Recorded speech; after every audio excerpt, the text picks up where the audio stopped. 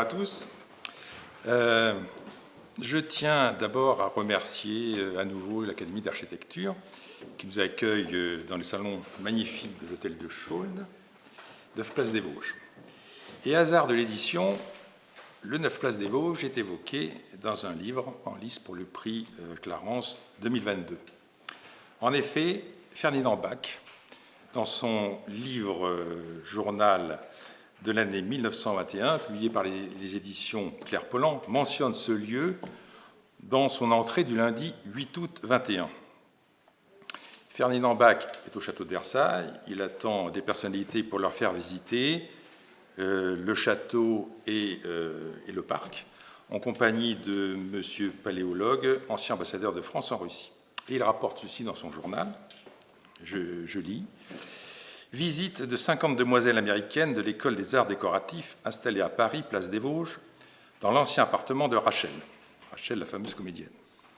Paléologue et moi guidons cette caravane à travers château et parc. Puis c'est le goûter.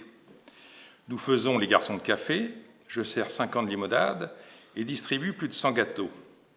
Ces demoiselles mangent, boivent, rient, fument comme des cheminées. J'en trouve égarés dans nos chambres ou poussant des cris, étalés sur les gazons avec les jeunes gens qu'ils accompagnent. Mais il y a aussi de très comme il faut, ce sont les vieilles. C'était il y a un siècle de cela. Je voudrais aussi remercier la Fondation Clarence, et tout particulièrement son président Robert Thierry, qui depuis la création du prix en 19 soutient l'initiative de la revue Les Moments littéraires.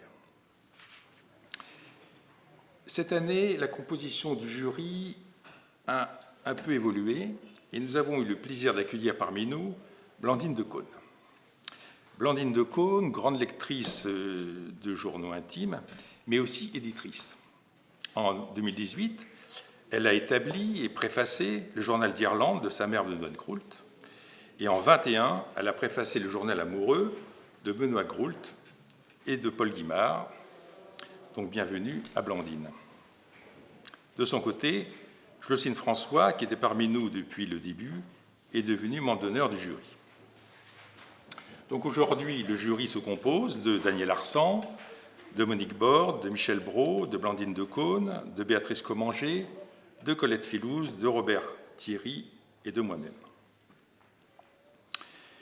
L'année 21 nous a offert de beaux journaux et nous avons été amenés à en lire, dans le cadre du prix, 21, c'est-à-dire sensiblement la même chose qu'en 2020, où nous en avions lu 24.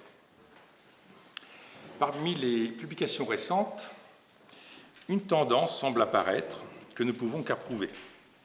Il s'agit de la volonté des éditeurs de publier l'intégralité du journal d'un auteur plutôt que de nous proposer des feuilles choisies. Ainsi, par exemple, en 21, les éditions Bouquin ont poursuivi la publication du journal intégral et non expurgé de Julien Green. 3 volumes sont déjà parus. Les éditions Epsilon ont entrepris de faire paraître le journal intégral de la poétesse argentine Alejandra Pizarnik en plusieurs volumes.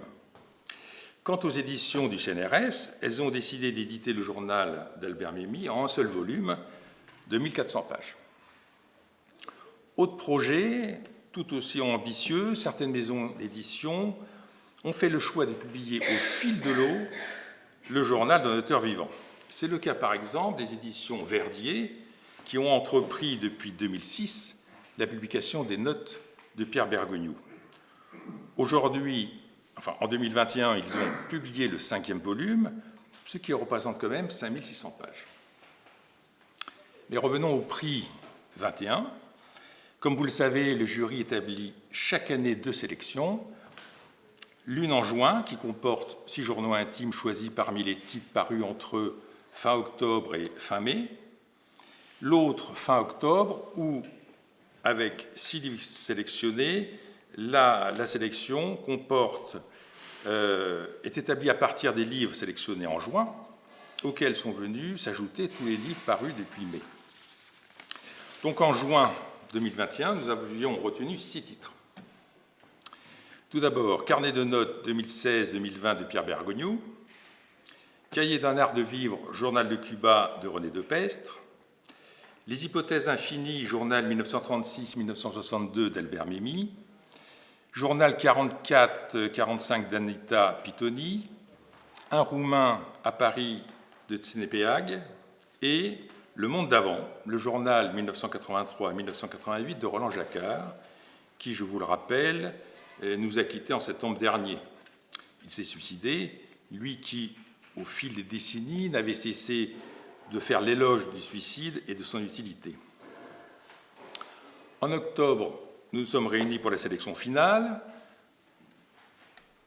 et nous y retrouvons dans cette sélection 4 journaux déjà présents dans la sélection de juin, ceux de Bergogneau, Depestre, Memmi et Pitoni, auxquels sont venus s'ajouter 2 livres, les premiers cahiers 1954-1960 du journal d'Alejandra Pizarnik et les tomes 2 et 3 du journal intégral et non expurgé de Julien Green.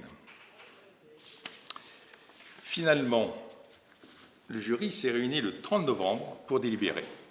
Et au 3e tour du scrutin, le journal d'Alejandra Pizarnik, édité par les éditions Epsilon, a remporté le prix Clarence Journal intime 2021 par 5 voix, contre 2 au carnet de notes de Pierre Bergogneau, édité par Verdier, et 1 voix à René Depestre pour son cahier d'un art de vivre, publié chez Actes Sud.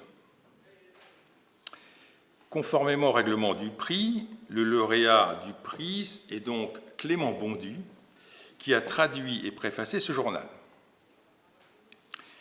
Si la remise du prix ne se fait que fin avril, c'est à cause bien entendu du Covid et qui nous a obligés à décaler cette cérémonie. Aujourd'hui, malheureusement, Clément Bondu n'a pu se joindre à nous et le prix sera donc remis à Madame Isabella Ciccaglini, directrice d'édition Epsilon. Madame, si vous voulez bien me rejoindre. Voilà, je vous remets le prix, vous voudrez bien le transmettre à Clément Bondu.